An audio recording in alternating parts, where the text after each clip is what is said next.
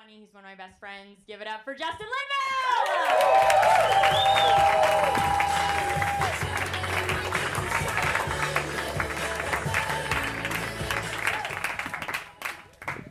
I'm very appreciative of Sophie for doing this because I was raised by a military father, and I don't know how to confront my feelings about a friend moving away. So this is my moment of saying.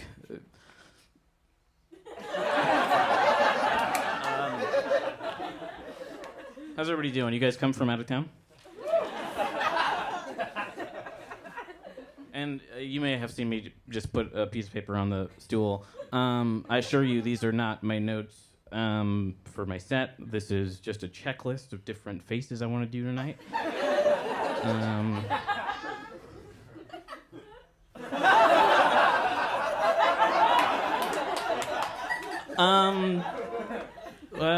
So oftentimes after comedy shows, I get the criticism pretty universally that the audience feels like they didn't get a chance to know me at all. I ran a focus group after a comedy show one time, and I had the focus group leader ask the audience one question. He held up a signed headshot of mine, and he said, this is after the show, and he said, do you guys know who this man is? And 9 out of 10 of them could not identify me. And the other one said, is that one of the kids from Stranger Things?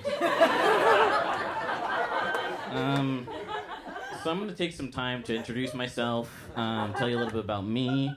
I really enjoy podcasts, but the problem I have with podcasts is I get too invested in the conversation, and sometimes I convince myself that the host is talking to me.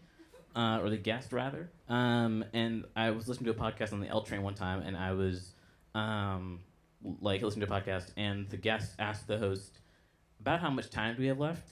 And I pulled out my phone, and I looked at my phone, and I said, about 25 minutes.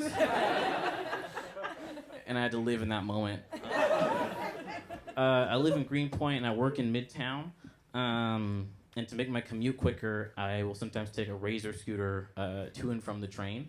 And that also serves to identify myself in Midtown as somebody that lives in Greenpoint. I'm still figuring out my deal sexuality-wise. The only thing... Okay, we're going to start over. Ron, you play the music.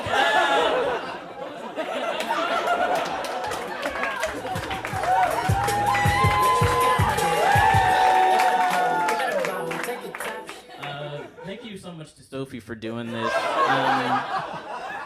Military dad. No, I'm still figuring out my deal sexuality-wise.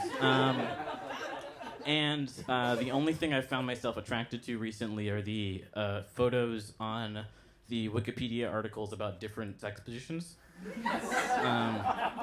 Like the CGI renderings of what missionary might look like. And I don't know what that is, but if someone could label that for me, that'd be really helpful. I also did the drug Molly for the first time recently. And if I could offer like a quick review of the drug Molly, I love it. I think it's good stuff, man. It just makes you feel, if you've never done it, it makes you feel really good for a really long time. And I did this drug at a bar one time, and a couple friends were with me, and it just makes you feel like there's nothing wrong, and the whole world is awesome. And I was just sitting on this bar, and I was listening to this bar, and multiple like fist fights broke out right in front of me at this bar, and I was like, this is fucking awesome. My friend Larry at this bar, he stepped on a Microsoft tablet. There was just a Microsoft tablet on the ground at this bar. My friend Larry stepped on it, and he came up to me, and he was just like, Justin, I stepped on this tablet. What the fuck do I do? And I was like, Larry, here's what you do. You turn on the tablet, you open up Netflix, you turn on Narcos, you put it back down. I'm fucking high, man. I don't give a shit what you do, man. And then there's a rap song playing, and a bunch of white people at the bar rapped the N-word along to the song. And I was like, tonight, this is okay. You get one night, and that's the night where I'm fucking high. What else about me? I don't know if this is... I've just been noticing things as I reach old age. But I've been noticing, I don't know if this is me getting older or what this is, but like, whenever I walk past a bar that's playing sports on the TV and I can see the sports game through the window, I'll stop outside the bar and just like watch the game for like a minute, and then I'll just keep walking. And I don't know if that's me getting older or what that is. It doesn't matter what the game is. It doesn't matter what the team is. And if I'm being perfectly honest, after I walk away, I don't think about it again. But I'm just getting these little shots of sports every time I, walk down the street. So if you could label that, that'd be great. And also, whenever I see like a sports car or like a, just like a Bugatti or I don't know, Mercedes on the street, I'll stop at the car. I'll take a photo of the car with my smartphone, and then next time I'm around some of my buddies, I'll show them the photo of the car. And I think that's also a sign of getting older or something. I don't know if this is like second puberty or what that is, but figuring it out. I saw the movie The Social Network recently. I don't know if you guys know this film. It's a hugely important movie to the Facebook generation. Which is all you guys. I deleted the app from my phone. I'm unplugged, fuckers. I watched the movie Social Network, and I think it's a wild movie. Just the first thing I'll say about the movie is the main quote from the film is "Drop the it's cleaner," and then they called that movie The Social Network.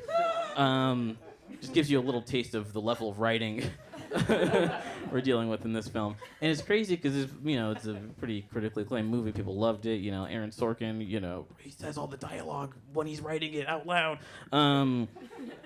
But I think what's crazy about this movie is that the other quote that drives me crazy is, if you were the inventor of Facebook, you would have invented Facebook. Because I think it's so goofy and dumb. But the thing that would have made that line better for me is if it went on like 2 beats longer. Like, I really wish that line was, if you're the inventor of Facebook, you'd have invented Facebook, like me, the inventor of Facebook. And you know how I got there? I invented Facebook. I think the movie could have made $1 billion. I guess this is the movie section of my set, because I'm going to talk about another movie that I saw on an airplane. I was taking a plane from San Antonio to LaGuardia, because I'm from San Antonio. Just wanted to let you guys know where I'm from. It's the Alamo City. We had a World Fair in the 1900s. Early 1900s, we had a World's Fair, which is why we have an urban center, even though there's really no need for like a downtown San Antonio. Like, no one goes there. You go to downtown San Antonio, it's a fucking ghost town. Like, there's the River Center Mall, and then you just are walking by a bunch of empty buildings. It's really crazy. And sorry, just to talk about San Antonio for another second. I was raised in San Antonio. It's I love the city. I was talking to a friend from high school about it, but it's so counter creativity in a lot of ways. Like, I was taking a photo. I used to do photography. I took photos at the college that I took some classes at in San Antonio, and I was taking photos of like this river like that just went through the college. And a professor at the college was walking by, and she yelled down to me, "Are you taking photos of the dirty water or the rocks by the dirty water?"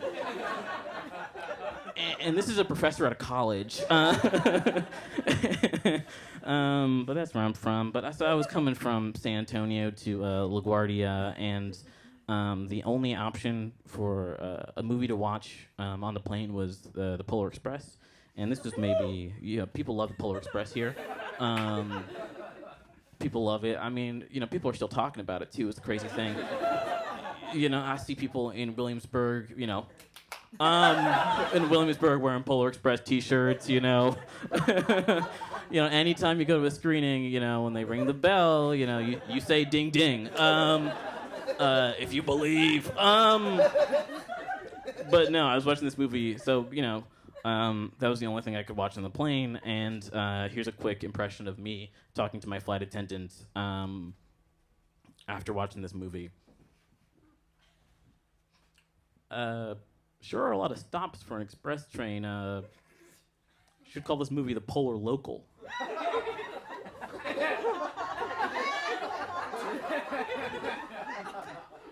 The Polar Local.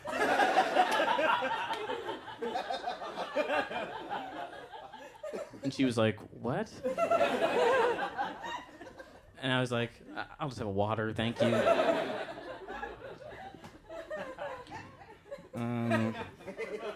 I'll talk about this. I've been taking an acting class, and HBO's Barry. That's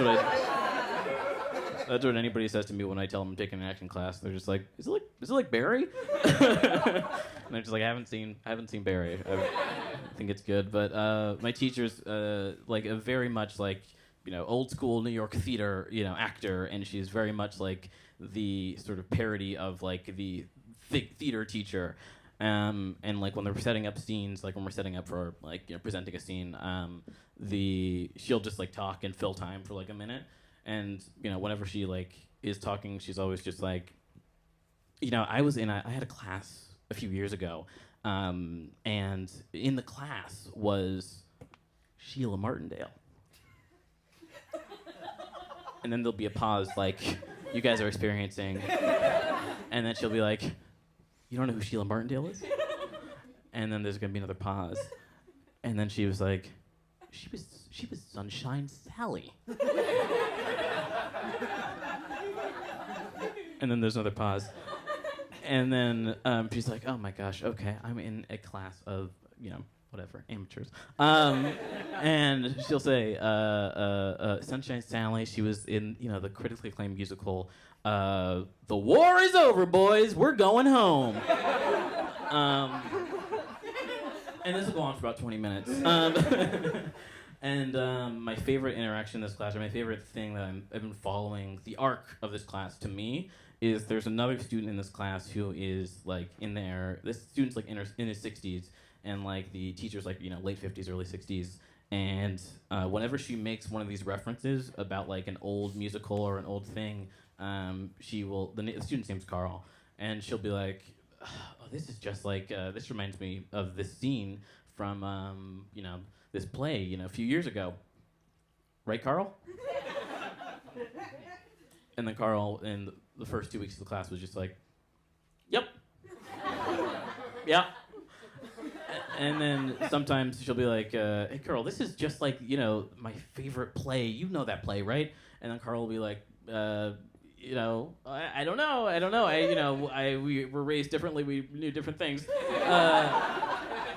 And my favorite thing is like now that we are like almost 10 weeks into the class, when Carl's finally, whenever the teacher addresses him about one of these things, she'll be like, "You remember this play, right, Carl?" And then we'll just get a solid, decisive, "Nope," from Carl. I'm just like, yeah, man, stand up for yourself, buddy. And it really does feel like we've just, been through the trenches with Carl. So to pivot, we're in a post "This Is America" world. The Donald Glover Childish Gambino video. It's still up there on YouTube.com. Check it out. But it's got me thinking a lot about, my place in America as a person of color, as a black man in America. And I was like talking to my mom. I visited my mom recently, and because I lived in San Antonio like for most of my life, but we were raised in South Carolina like for my first like 7 years.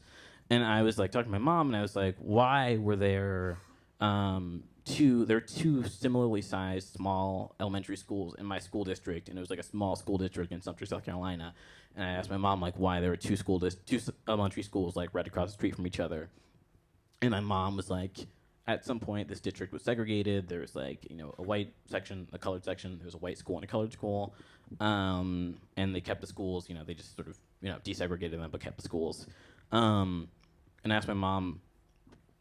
Sorry to burp. I asked my mom the question that I'm assuming is on people's mind, which is, Justin, what school did you go to? And my mom answered in the form of a question. She said, the school you went to had an Olympic-sized swimming pool, indoor swimming pool, and the other school did not have central air conditioning. What do you think? And I was, I'm always thinking about race in America. I was at a house party recently, and at this house party, the police were called, and me in my, brain, I'm just like, okay, I'm, gonna make myself small. Is there a couch? Is there a couch I can have behind? Is that a fire escape over there? Oh, whoa! But the cops are cool. It was a noise complaint because we were doing karaoke late in the night, and I was up when the cops came in. And I was in the middle of the song Island in the Sun by Weezer. And it was in my memory, it was right at the part where I go, hip, hip, and then it was just like 5 knocks on the door from, 3 or 4 police officers. And I was like, whoa! And the police officers were pretty, as good as you can be, and they were just like, guys, just get out of the house, go, to a bar or something like that. And we were all getting ready to go and leave. And there was one guy at the party who we didn't really know, and it was pretty much the only straight white guy at the party. And he responded to the police first sign. But he responded to the police by saying, "What liberties are we violating by partying on a fucking weekend? Point me in the direction of a law book that says I'm not allowed to have a good fucking time in Bushwick."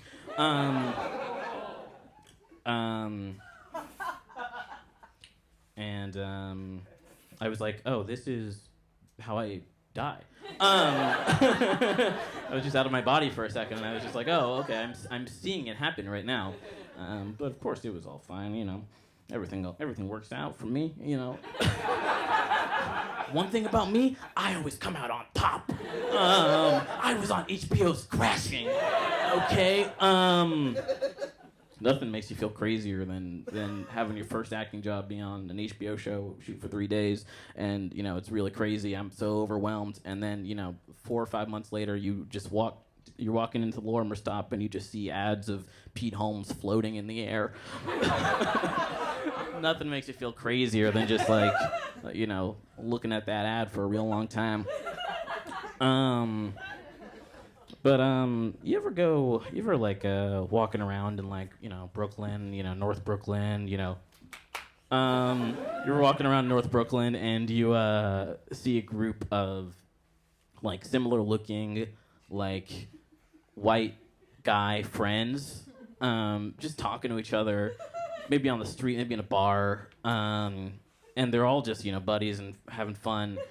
And do you ever think that at some point in the conversation, one of the members of the gang looks at the other members of the gang and is like, you guys think it's weird that we all look the same?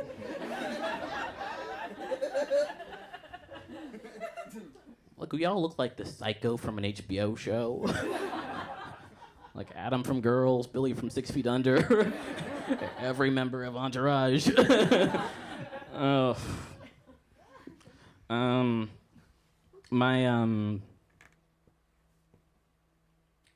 Sorry, I was thinking about Brexit.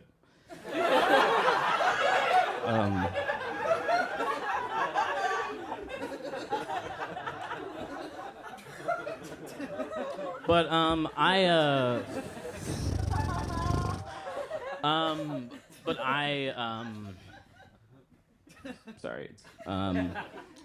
No, I'm currently I'm currently in a feud with somebody over and let me try to remember how this joke starts. Oh, my name's Justin Linville.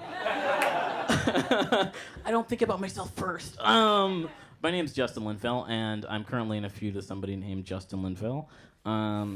And you guys guessed it, it's the guy that has the username justinlinville@gmail.com. Because I want that email address, I'm in the industry, I would love it, but I have to add my middle initial, which you'll never know, until the very end of the show, and then I'll whisper it to one person, and then you know the deal. But I'm currently with somebody named Justin Linville, and the guy that has the username justinlinville@gmail.com, and I currently, I send him emails about this, I send him, messages, and I'm just like, can you give me the email address? I would use it more than you. I would put an icon in my, I would put a photo in my icon avatar, and I would just make it, personal. I'd make it my own. And then he responds by throwing out crazy dollar amounts. I'll sell the email to you for, $500, and I'm just like, buddy, no. And my current tactic is I sent him an email that said, hey, I don't know if you know this, but African Americans that have somewhat uncommon last names, that can sometimes mean they adopted the last names of their slave owners. So there's a high probability that your ancestors owned my ancestors. And so I really, truly feel like I'm owed that email address as a form of reparations. And he hasn't gotten back to me. And now I just send him links to Black history websites. Sorry, this note. I forgot to do this face.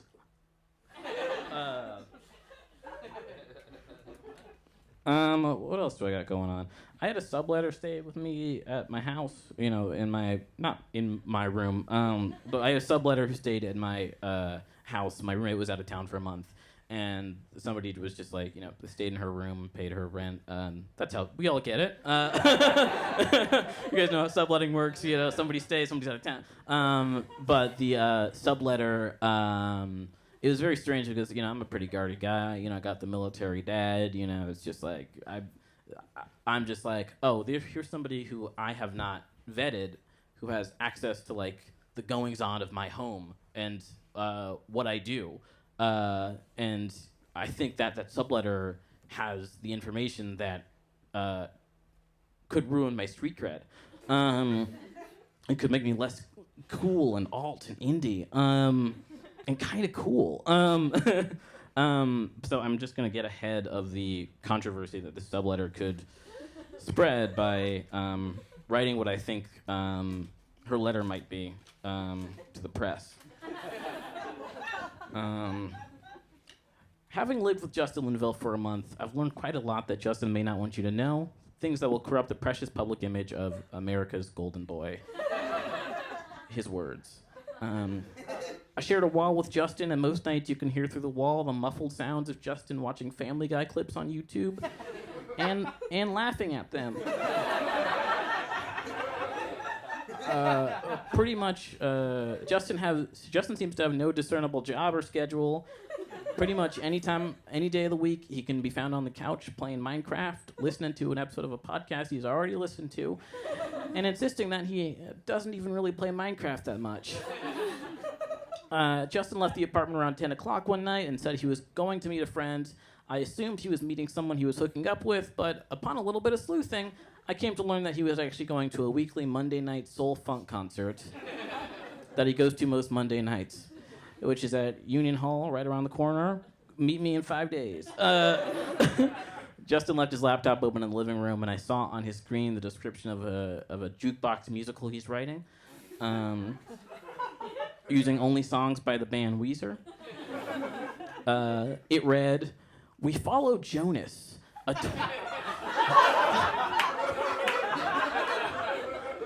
20-something genius astrotechnician, on his last night of young debauchery on Earth before being sent off to oversee the development of the first human settlement on Mars as part of a mission called the Pinkerton Project. All the parts are played by puppets, and we can only use B-sides and deluxe tracks." And finally, Justin grew a thin mustache and swore it had nothing to do with the fact that he spent an entire week listening to Michael Cera's folk album. Which is it's a good album. I'll do two more things, and I'll get the fuck out of here. I got to go. No, I double parked. No, you guys like TV here. Throw out a show. Who likes a show? This guy loves Barry. Okay. Okay. That's the one show. Everybody sign the waiver. That's the one show you cannot say during this part. Anyone like another show? Masked Singer. Okay. Anyone like another show? Okay. Great. This is just me doing a little bit of market research. And I'm gonna sell it to Cambridge Analytica. But I've been watching the show Tiny House Hunters. I don't know if you guys know about this show, but I'll describe it pretty quickly. It's pretty much, if you've seen the show House Hunters, where a couple is shown 3 different houses, and they're gonna buy one of the houses at the end of the episode. It's pretty much the same show, except it's about couples who, for some reason, want to live in a tiny house, and the reason is always summed up in because I wanted my kids to know what it would be like to be raised in a tiny house. And the show is as maddening as it sounds. Because House Hunters is a pretty repetitive show as it is. Like, the first, they go to the first house, and there's a problem with the house. It's too far from where they work. The second house is too expensive. The third house is like a renovation. But the problem with every house in Tiny House Hunters is exactly the same. It's that the house is tinier than they want. Because they for sure want to live in a tiny house, but that's pretty tiny. And it's pretty maddening watching this show because, at the end of every episode of House Hunters, there's a conversation between the couple, and, the conversation basically just goes like, the husband says, house number 1 was great, but it was too far away. House number 2 was, they figure out which house they're going to buy. And then in Tiny House Hunters, the conversation goes the same way every time. I'll take the mic out of the stand to demonstrate it. Husband goes, honey, love this house. I think it's fucking perfect. Only thing I would change is it's a little bit too tiny. And then the wife goes, honey, I fucking love you. I fucking love our life, our kids. I fucking want to spend the rest of my life with you in a tiny home. Number 1 is too tiny. How about number 2? Oh, wait, that is too tiny. And then husband goes, honey, I fucking love you. I love our 6 kids. I want to raise them in this tiny, tiny house. Only thing is, house number 3 is too tiny. And I'm really just recommending this show to you. It's fun to watch when you're high, when you're not high. But watch it when you're high. I'll leave you with this little story. That I like, performing. I like performing. I like doing stand-up comedy, that sort of thing. And I have a passion for it. But I think that sometimes it gets in the way of like social settings. Is my need to perform. For example, I did an escape the room with a few coworkers one time. And, it was like 3 of us from our office, and it was like 10 people from another office. So it was like, we're, dwarfed by these 10 other people. But, we're all in the same room. And each room was a different theme of this escape the room. So, like, you could go to, like, the mystery themed room. You could go to, like, the murder themed room, whatever. And we ended up being in the, the office themed room. And the guy came in and he was like, just want to make sure everybody's here for the correct room. You guys are here for the office room. And everybody's like, yeah, we're here for the office room. And I, like anybody, with a rational head, I raised my hand. And I said to the guy, oh, sorry, I'm not here for the office room. I'm actually here for the 30 Rock room.